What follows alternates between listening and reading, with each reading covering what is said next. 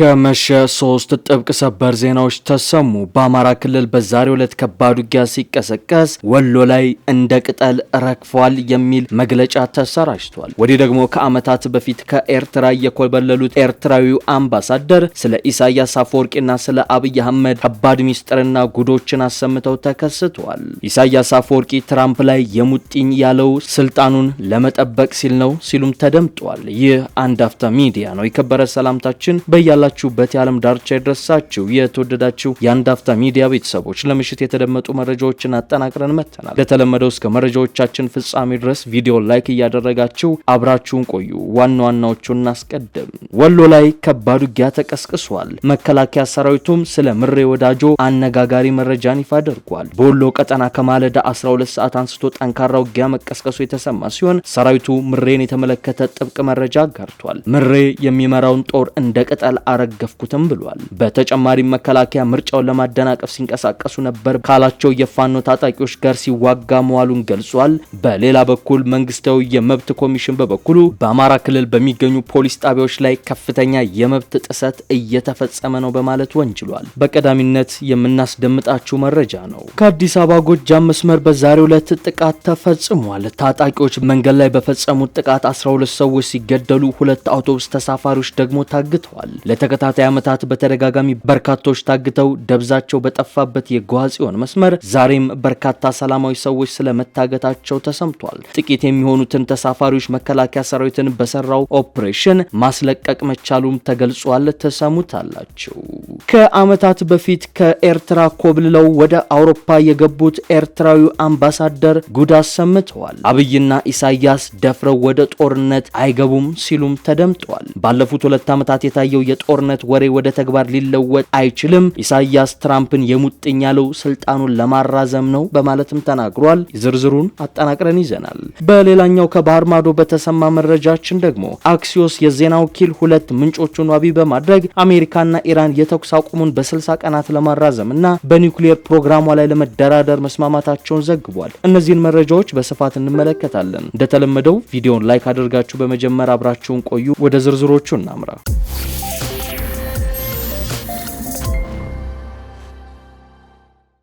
የመከላከያ ሰራዊት ስለ ምሬ ወዳጆ አነጋጋሪ መረጃን ይፋ አድርጓል። ትኩረትም ስቧል። በወሎ ቀጠና ከማለዳ አንስቶ ከባድ ውጊያ የተቀሰቀሰ ሲሆን ሰራዊቱ ምሬ ወዳጆን የተመለከተ ጥብቅ መረጃን አጋርቷል። ምሬ የሚመራውን ጦር እንደ ቅጠል አረገፍኩት ሲልም ተደምጧል። በተጨማሪም ሰራዊቱ ምርጫውን ለማደናቀፍ ሲንቀሳቀሱ ነበር ካላቸው የፋኖ ታጣቂዎች ጋር ከማለዳ አንስቶ ውጊያ ማድረጉን ገልጿል። መንግስታዊ የመብት ተቆርቋሪ ኮሚሽን በበኩሉ በክልሉ የሚገኙ ፖሊስ ጣቢያዎች ውስጥ ከፍተኛ የመብት ጥሰት እየተፈጸመ ነው ሲል አጋልጧል።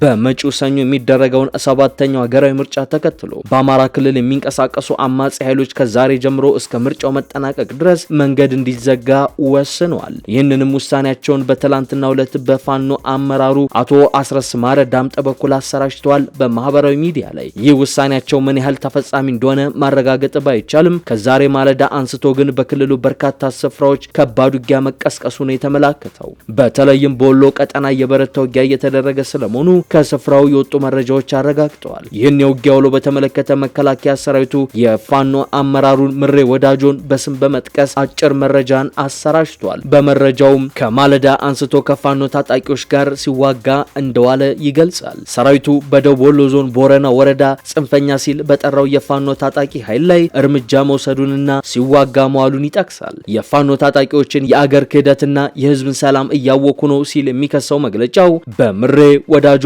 የሚመራው የሽፍታ ስብስብ በቦረና ወረዳ መካነ ሰላም ከተማ አቅራቢያ ሶየ ተብሎ በሚጠራው አካባቢ በጥምር ኃይሉ በተወሰደበት ጠንከር ያለ እርምጃ እንደ ቅጠል ረግፏል በማለት ቃል በቃል አስቀምጦታል። በዚህ መረጃ ላይ ስማቸው የተጠቀሰው የአንድ ክፍለ ጦር አዛዥ ኮሎኔል ተስፋዬ መልካሙ ዛሬ ከንጋቱ 12 ሰዓት ጀምሮ ከፋኖ ታጣቂዎች ጋር ሰራዊቱ ሲዋጋ መዋሉን ይገልጻሉ።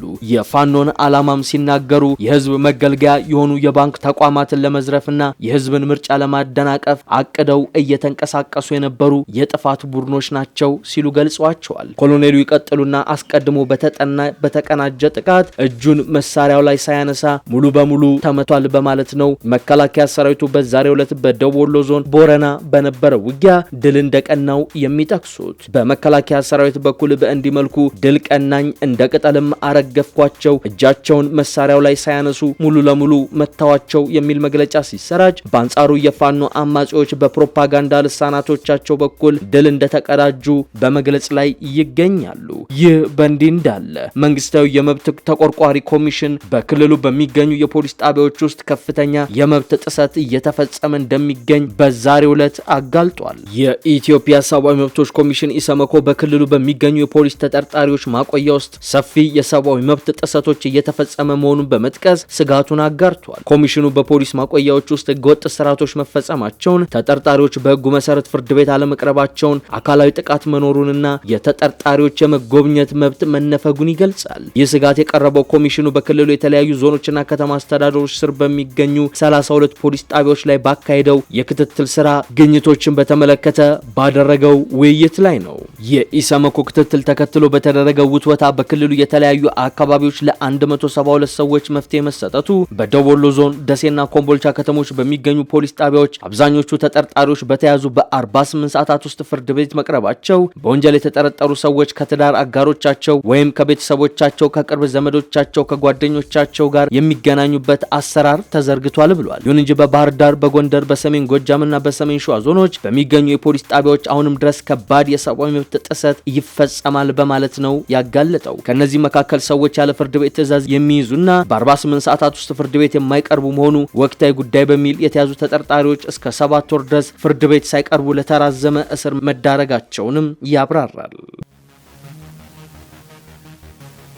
በአዲስ አበባ ጎጃም መስመር በኦሮሚያ ክልል ታጣቂዎች መንገድ ላይ በፈጸሙት ጥቃት 12 ሰዎች ተገደሉ። 2 አውቶቡስ ተሳፋሪዎች ደግሞ ታግተዋል። ለተከታታይ ዓመታት በተደጋጋሚ በርካቶች ታግተው ደብዛቸው በጠፋበት የጎሃ ጽዮን መስመር ዛሬም በርካታ ሰዎች ስለመታገታቸው ከስፍራ የወጡ ተአማኒ መረጃዎች አረጋግጠዋል።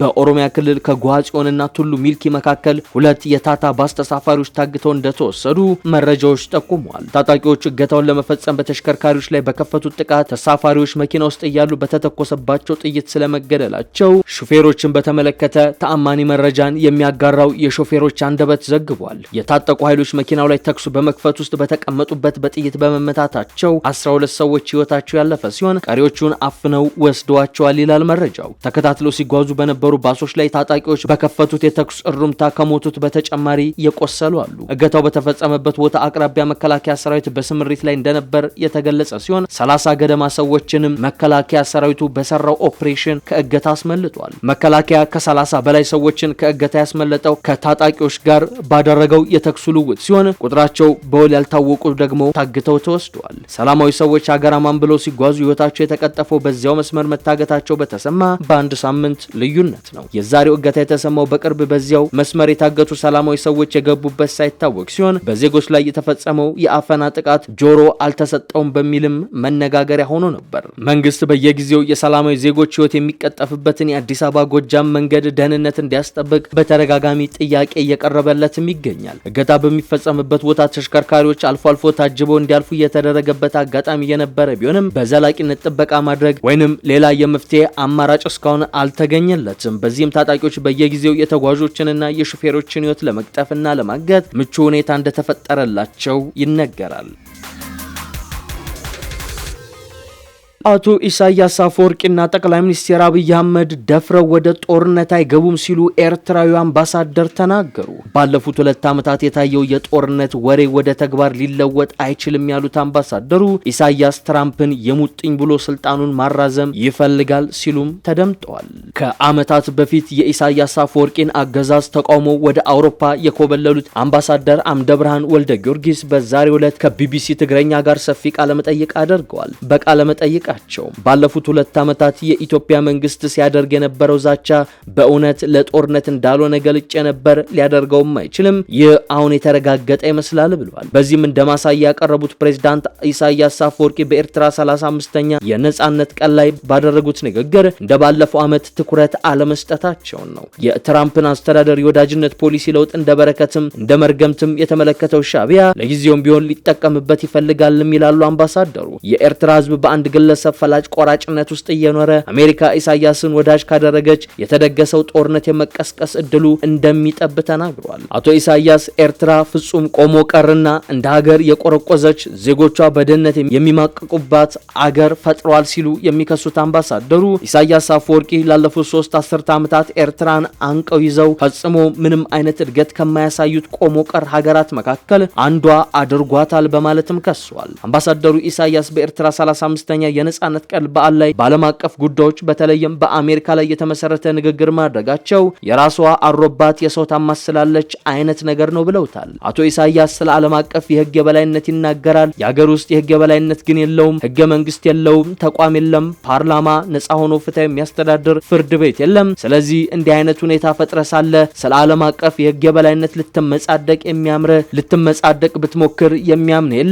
በገዛ አገሩስ ምን እያደረገ ነው ሲሉ ከአመታት በፊት ከኤርትራ የኮበለሉት አምባሳደር ኢሳያስ ላይ የሰላ ትችት ሰንዝረዋል። ኢሳያስ በንግግሩ አሜሪካን ለመንቀፍ ፈልጎ ፕሬዝዳንት ትራምፕ ግን ከነቀፌታው ለማውጣት ሞክሯልም ይላሉ። ለዚህም ትራምፕ ያሳሳቱት ረዳቶቹና አማካሪዎቹ ናቸው በማለት ፊት ለፊት ቢተች ሊመጣበት የሚችለውን መዘዝ አስልቶ አልፎታል ሲሉም አክለዋል። አሜሪካ በኤርትራ ላይ የተጣሉ ማዕቀቦችን ለማንሳት የያዘችውን እቅድ ተግባራዊነት በጊዜ ሂደት የሚታይ መሆኑንም አክለዋል። ትራምፕ ስለ ዲሞክራሲ፣ ስለ ሰው መብት የሚጨነቅ አይነት መሪ አይደለም። ስለዚህ ከወሰነ በቀረው የ2 ዓመት ተኩል ገደማ ጊዜ ውስጥ ግንኙነቱን ሊያሻሽለው ይችላል በማለትም ተናግረዋል። በመጨረሻም አሜሪካና ኢራን የተኩስ አቁሙን በ60 ቀናት ለማራዘምና በኒውክሌር ፕሮግራሟ ላይ ለመደራደር መስማማታቸውን አክሲዮስ የዜና ወኪል ዘገበ።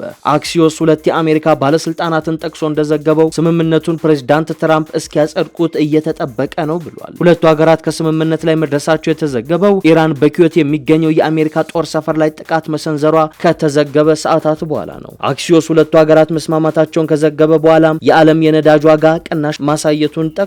አሜሪካ ሌሊት ላይ በኢራን የወደብ ከተማ ባንዳር አባስ ውስጥ በሚገኝ የአውሮፕላን ማረፊያ አቅራቢያ ለአየርና ለባህር ኃይሏ ስጋት እንደሆኑ የገለጸቻቸውን ወታደራዊ ማዕከላት መምታቷ ይታወቃል። የአሜሪካ ኃይሎች በሆርሙዝ ወሽመጥ ዙሪያ ስጋት ደቅነው የነበሩ 4 የኢራን ድሮኖችን መተው እንደጣሉ የአሜሪካዊ ማዕከላዊ እዝ ሴንትኮምም ገልጿል። እንደ ሴንትኮም ገለጻ ባንዳስ አባስ ውስጥ የሚገኘው ወታደራዊ ስፍራ ጥቃት የተፈጸመበት 5ኛውን ድሮን ለመተኮስ ሲዘጋጅ ነበር። የኢራን መገናኛ ብዙሃን ከከተማው በስተምስራቅ አቅጣጫ የፍንዳታ ድምጾች እንደተሰሙ ይዘግባሉ። ይህ በእንዲህ እንዳለ የኢራን አብዮታዊ ዘብም በሆርሙዝ ወሽመጥ በኩል የራዳር መከታተያውን አጥፍቶ ሊያልፍ የነበረ የአሜሪካ ነዳጅ ጫኝ መርከብን ማስቆሙን ታስኒም የዜና ወኪል ዘግቧል። ዘገባው እንዳመላከተው የአብዮታዊ ዘቡ ባህር ኃይል በመርከቡ ላይ ተኩስ ከፍቶ ወደ መጣበት እንዲመለስ ማስገደዱንም ገልጿል። የተወደዳችሁ የአንድ አፍታ ሚዲያ ቤተሰቦች ለአሁን ያዝናቸው መረጃዎቻችን እዚህን ይመስሉ ነበር። አብራችሁን ስለቆያችሁ እናመሰግናለን። መልካም ምሽት።